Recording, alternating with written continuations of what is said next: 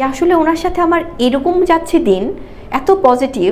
আমরা আমাদের শেহজাদকে কিভাবে বড় করব, একসাথে কিভাবে সুন্দর একটা বন্ডিং থাকবে আমাদের, সেটা নিয়ে আমরা কথা বলছি। আমরা একসাথে টাইম স্পেন্ড করলাম।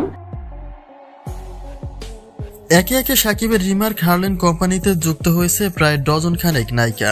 তবুও যেন সেখানে পূর্ণতার ছোঁয়া দেখা যায়নি। কারণ হিসেবে বলা হয় সেখানে যুক্ত নেই অপু বিশ্বাস কিংবা শবনম বুবলী।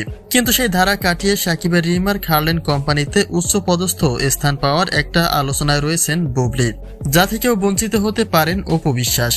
এখন প্রশ্ন হচ্ছে, বুবলীকে নিয়ে এমন আলোচনা ঠিক কতটা সত্য? সেই সকল বিস্তারিত তথ্য জানতে একটা মুহূর্ত না টেনে সঙ্গেই থাকুন। ইন্ডাস্ট্রিতে বুবলী পা রাখার পর থেকেই অপু বিশ্বাসের সাথে তার বিরোধিতা শুরু হয়। প্রতিনিয়তই একে অপরের সাথে তারা টক্কর দিয়েই চলেন। সফলতার দিকে কে কার থেকে এগিয়ে থাকবে সেই প্রতিযোগিতা সবসময় চলমান থাকে। কিন্তু বিগত 5 বছরে অপু কি আদৌ পেরেছেন বুবলীর চেয়ে এগিয়ে থাকতে? হয়তো একদমই না। সেরা নায়িকা হিসেবে বাৎসরিক পুরস্কারটা প্রতি বছরে বুবলীকেই প্রদান করা হয়, যা থেকে আবারও প্রমাণ হয় কাজের দিক থেকে সবসময় অপুর তুলনায় এগিয়ে থাকেন শবনম বুবলী। তবে শুধুমাত্র কর্মের দিকেই নয়, বরং ব্যক্তি জীবনেও অপুর অনেক কিছুই কেড়ে নিয়েছেন শবনম বুবলী।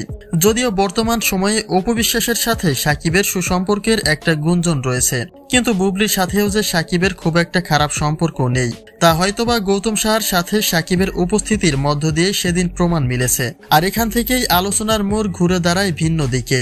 যদি বুবলীর সাথে সাকিবের সত্যি কোনো রকম সম্পর্ক থাকে, তাহলে এখন না হোক কিছুদিন পরে হলেও নিশ্চয়ই সাকিবের কোম্পানিতে তাকে দেখা যাবে। আর যেহেতু বুবলীর সফলতার মধ্য দিয়ে কর্মস্থান হারাচ্ছেন অপু বিশ্বাস, তাহলে বুবলীর কারণে আবারও যে সাকিবের পাশে নিজ স্থান হারাবেন না তার নিশ্চয়তা কি?